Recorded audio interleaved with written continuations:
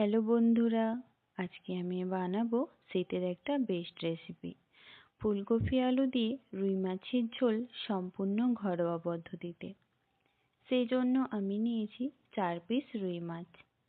মাছটা আমি ধুয়ে জল ঝরিয়ে রেখেছি। এবার মাছ ম্যারিনেশন করব। তার জন্য দেব লবণ আর হলুদ পরিমাণ মতো। হাত দিয়ে 2 সাইড ভালো করে মাখিয়ে নেব।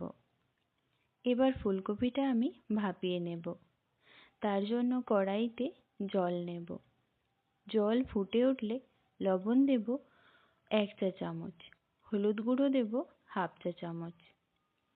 10 সেকেন্ড ফুটিয়ে ফুলকপি আর আলু দিয়ে ঢাকা লাগিয়ে 5 মিনিট ভাপিয়ে নেব। এইভাবে ফুলকপি হলুদ লবণ জলে ভাপিয়ে নিলে ফুলকপির কালারটা অনেক সুন্দর হয়। ফুলকপি সেদ্ধ হতে থাক, তার মধ্যে আমি একটা মশলা দেখিয়ে দিই। আমি নিয়েছি 3টে মিডিয়াম সাইজের পেঁয়াজ, ছোট ছোট করে কেটে নিয়েছি। ছোট করে কেটে রাখা 2টো কাঁচা লঙ্কা, 2টো টমেটো ছোট করে কেটে নিয়েছি। আদা রসুন মিলিয়ে 2 টেবিল চামচ নিয়েছি আর ধনেপাতা নিয়েছি। ফুলকপি আলু 5 মিনিট ভাপিয়ে নিয়েছি। এবার এগুলো জল ঝরিয়ে একটা প্লেটে তুলে রাখবো।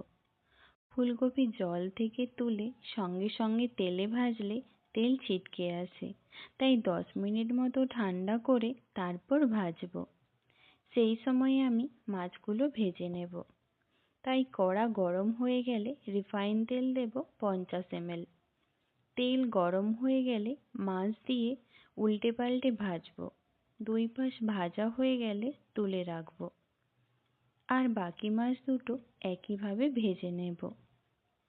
রান্নাটা আমি সরিষার তেলে করব, তাই এই তেলটা চেঞ্জ করে নেব। কড়াইতে দিয়ে দেব সরষার তেল 40 গ্রাম। তেল গরম হয়ে গেলে প্রথমে আলু দিয়ে দেব। আলু দিয়ে 3 মিনিট মতো ভেজে তুলে রাখবো। এরপর ফুলকপিগুলো দিয়ে লাল হওয়া পর্যন্ত ভেজে নেব। প্রতিটা ফুলকপি লাল হয়ে ভাজা হয়ে গেছে। এবার এগুলো তুলে রাখবো। এবার ওই তেলে ফোড়ন দেব 6টা লবঙ্গ, 6টা গোলমরিচ, 2 ইঞ্চি করে 2টো দারুচিনি, 2টো এলাচ, 2টো শুকনো লঙ্কা, 1 চা চামচ গোটা জিরে। গোটা মশলা ভেজে নেব। মশলা থেকে যখন একটা সুন্দর গন্ধ বেরিয়ে আসবে, সেই সময় পেঁয়াজগুলো দেব। 1 মিনিট নেড়ে 1 চা চামচ লবণ দেব। পেঁয়াজের উপর লবণ দিয়ে ভাজলে পেঁয়াজ খুব শীঘ্রই সেদ্ধ হয়ে যায়। পেঁয়াজ ব্রাউন হওয়া পর্যন্ত ভেজে নিয়ে 2 টেবিল চামচ আদা রসুন বাটা দেব আর ভালো করে ভেজে নেব। আদা রসুন থেকে কাঁচা গন্ধ চলে যাওয়া পর্যন্ত। 2 মিনিট পর টমেটো দিয়ে নেড়ে চেড়ে ঢাকা দেব, যার ফলে টমেটো তাড়াতাড়ি সিদ্ধ হয়ে যাবে। মশলা কষাতে কষাতে আমি একটা বাটিতে 1 চা চামচ হলুদ গুঁড়ো, 1 চা চামচ লঙ্কা গুঁড়ো দিয়ে অল্প পরিমাণে জলে মিশিয়ে নেব। এবার ঢাকনা খুলে মশলা কষাবো। টমেটো সুন্দরভাবে সিদ্ধ হয়ে গেছে। এবার গুঁড়ো মশলার জল দিয়ে দেব। মশলা থেকে তেল বেরিয়ে আসা পর্যন্ত মশলা কষাবো।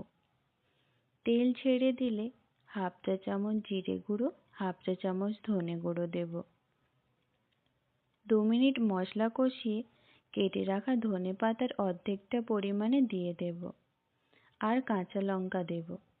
ধনেপাতা মশলার সাথে কষিয়ে নিয়ে সামান্য পরিমাণে জল অ্যাড করব আর মশলা কষাবো। 3 মিনিট পর মশলা কষানো হয়ে গেলে ভেজে রাখা আলু আর ফুলকপিগুলো দিয়ে দেব। ফুলকপি 7 থেকে 8 মিনিট সময় ধরে কষাবো, যার ফলে ফুলকপির মধ্যে মশলাটা ঢুকে যাবে। ফুলকপির স্বাদটাও অনেক সুন্দর হবে। দেখুন বন্ধুরা, কড়াইতে কিন্তু মশলা নেই।